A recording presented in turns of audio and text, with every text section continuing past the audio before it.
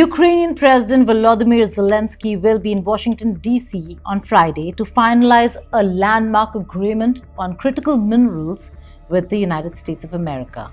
This deal, under negotiation for weeks, is being hailed as an economic game-changer by some and a dangerous concession by others.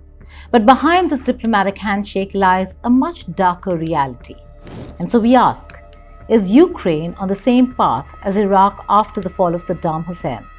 Is history repeating itself, with Western powers carving up a war-torn nation's resources under the guise of economic aid? To understand why Ukraine finds itself at the center of this geopolitical tug-of-war, let's examine how similar tactics were used in Iraq after 2003 and what this could mean for Ukraine's future. Hello and welcome. You're watching Statecraft with me, Geeta Mohan.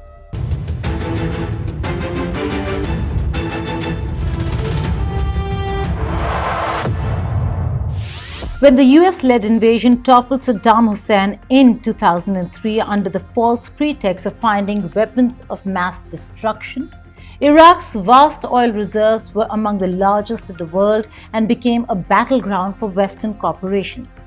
The country's resources were opened up under controversial agreements that saw foreign companies reap massive profits while Iraqis struggled with economic instability. Here's what happened in Iraq during that time.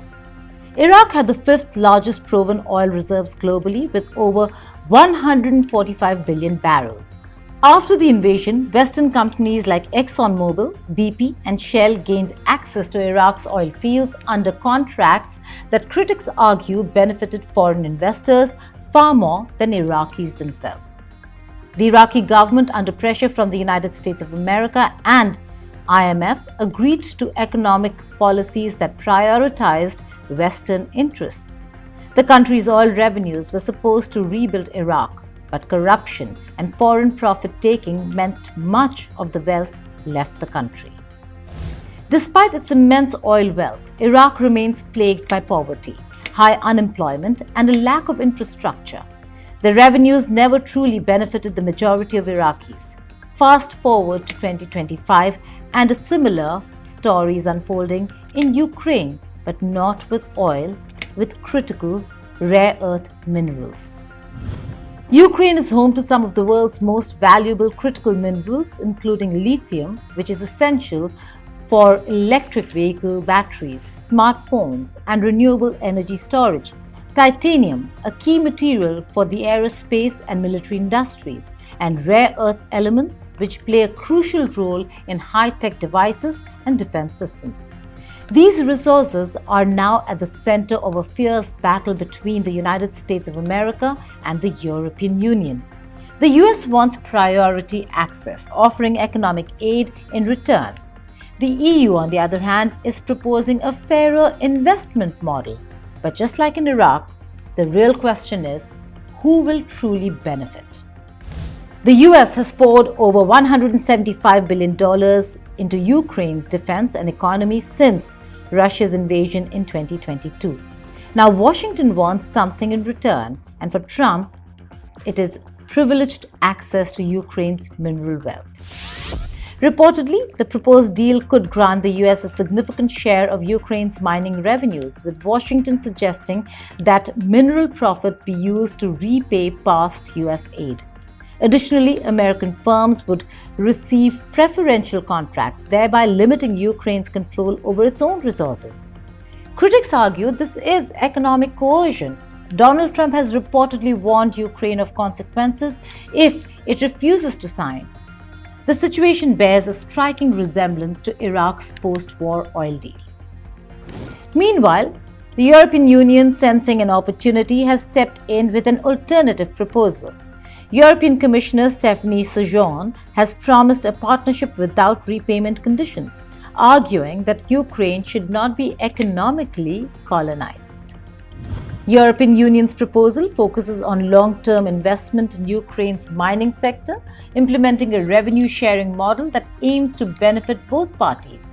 A key aspect is ensuring that profits largely stay within Ukraine, contributing to its post-war recovery and economic stability.